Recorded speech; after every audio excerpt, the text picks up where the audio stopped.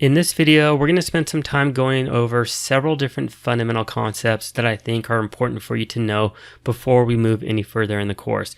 Now, we're going to talk about things such as table position acronyms, hero versus villain, suited versus off-suited hands, hand ranges and range notation, and etc. Now, not all of these things are math-based, but I think it's important that you know them because we're going to discuss them as we go throughout this course. And of course, these are fundamental things that I think you should know when you start playing poker on a regular basis. So let's go ahead and let's get started talking about table positions. So what you're going to learn in this course, it applies both to full ring games, heads up games, and six max games. It applies to no limit Texas Hold'em in general, but for simplicity's sake, we're just going to use a six max table and six max positions. So I wanted to make sure that I did a quick refresher on them. So the six positions are from earliest to latest position is small blind, then big blind, then under the gun, then middle position, then cutoff, and then lastly, dealer or button, or sometimes people will call it dealer button.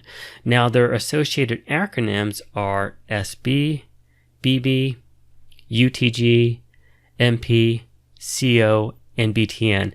Now I want you to make note of these because when I'm writing up the different things that go on these presentations, I may just type up the acronym rather than the full word. Of course, I'm going to read through it, but when you see it on the slide or if you print out that slide for yourself for your own reference, you'll understand what I'm talking about. Now, the second thing that I want to talk about is hero versus villain. So when we go through hand examples or if we do some sort of a hand history review or hand analysis, I may refer to you and I as hero and our opponents as villain. And the reason I'm doing that is because this is a very common way for poker players to do hand analyses and hand history reviews. So when you hear me say hero or villain, that's what I'm referring to. Now, the next thing that I want to talk about is suited versus off-suited hands and their notation. So, of course, we know what a suited hand, we know what an off-suited hand is. But again, as we're going through the course and I write things out on the slides, rather than saying ace-king suited or ace-king off-suited, I may just do the shorthand notation. So, for example, whenever you see an S after it, we're talking about suited. Whenever you see an O after it, we're talking about offsuit. So, for example, here we go, and we see it down here. Ace-king suited is going to be any suited ace-king, such as ace-king of clubs, ace-king of diamonds, and so forth. And then, of course, for ace-king offsuit, again, so if I say ace-king offsuit, I'm talking about any combination of ace-king that's offsuited. For example, ace of diamonds and king of hearts, etc. Now, the next thing that I want to talk about is hand ranges and range notation. So when we're going through these exercises and example scenarios, I may talk about hands as a range of hands in addition to also specific hands. And I want you to understand what a hand range is because we'll be utilizing it a lot in this course. So a hand range is the set of all possible starting hands that somebody can have when they're playing poker. So for example, if our opponent is raising under the gun or they are 3-betting us or they're continuation betting us, they're not doing it with one particular hand, right? They're doing it with a range of hands. So let's say that we open raise under the gun and middle position 3-bets us. Middle position is going to 3-bet us with a variety of hands, range of hands. For example, ace-king suited, pocket kings, pocket queens, pocket aces, pocket jacks, etc. We're going to put our opponents on a range of hands. And so I want you to understand that because when we go through these scenarios, I'm going to be talking about them from the perspective of our opponents having a range of hands. And there's some notation as well. So if you see this notation within the write-ups for the examples and scenarios, understand what it means. So for example, you're typically going to see a plus after a hand, and that's going to tell you what the range is. So for example, any pocket pair would be pocket twos plus, meaning pocket twos plus, well, any other greater pocket pair up to pocket aces. Pocket jacks or better is going to be jack, jack plus, so that's going to be pocket jacks all the way up to pocket aces. King, queen or better is going to be king, queen offsuited or better Broadway hands. And then ace jack suited or better is going to be ace jack or a better suited hand. So that's an example, and I may just do some shorthand notation rather than doing just the full write out of all the different hands. As you can imagine, if we said this was, let's say for example right here, if this was the range of an opponent, imagine me having to write out every single hand versus just simply doing this. This is much easier. All right, so now let's talk about something called bet sizing by pot size. So again, this is something that's fairly common in the poker world, and it's something that I'll probably do within this course within example scenarios.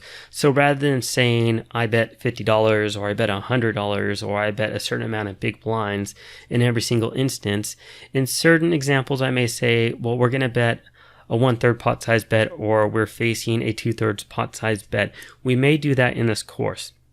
And the reason that we would do that is that talking about bet sizing and based upon how it relates to the size of the pot, it's a very universal way to talk about bet sizing.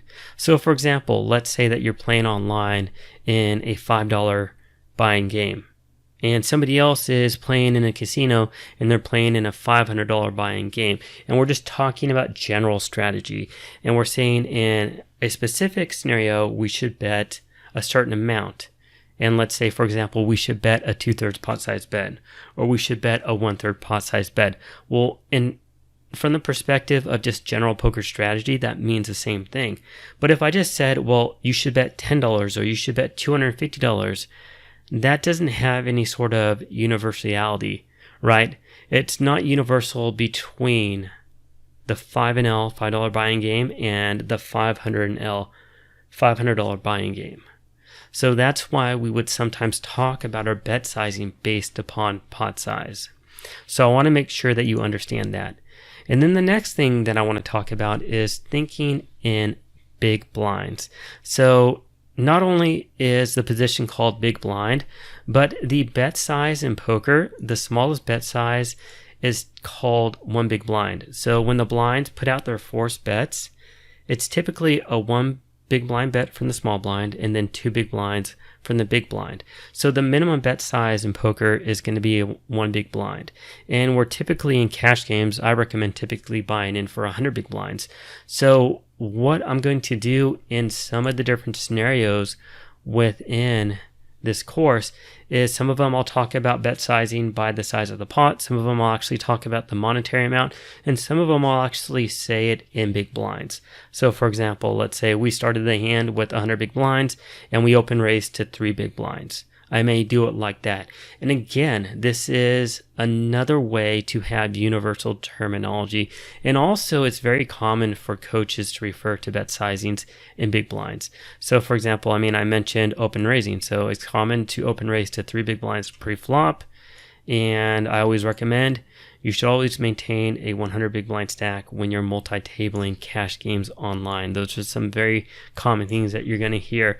And again, this is just general terminology that you're going to hear as you start playing more and more poker and you start conversing with other poker players as well. Now understand, when we're talking about big blinds, the position, it's capital B's, but when we're talking about the bet sizing, it's lowercase b's. All right, one more thing that I want to introduce is something called effective stack sizes. So what are effective stack sizes? Well, they're an important concept that you need to know, and they're going to dictate your strategy every single time that you play a hand. So what is it? Well, effective stack sizes are nothing more than the size of the smallest stack between 2 different players in a hand. So why is that important? Well, it's important because it dictates the highest amount of money that you can either win or lose in a hand against one particular opponent. So let's just do a very simple example to help you understand this. So let's say that you and an opponent, you're both playing heads up against one another and you're both all in pre-flop. You started the hand with $150 and your opponent started the hand with $40. So there's a total of $80 in the pot. Well, because your opponent started only with $40, you only contribute $40 to the pot. And the most that you can win from your opponent or lose to your opponent is $40. So because your opponent only has $40, you can't lose $150, or you can't win $150. You can only win or lose the smallest amount between both of you. So that's the point of effective stack sizes, because if we think about it, if we're playing a strategy, let's say that we're talking about big blinds here.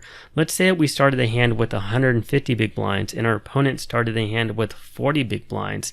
So when we're starting the hand, we actually need to take a look at the size of their stack if we're playing heads up, because we're effectively playing a hand with 40 big blind effective stacks against them. So our strategies and understanding the way that they're going to play with a short stack is also how we should look at the game as well. So that's the importance of effective stack sizes, and understanding how our opponents might play, what types of ranges of hands they might play, and the types of hands they might stack off with as well. So understanding the concept of effective stack sizes is very important.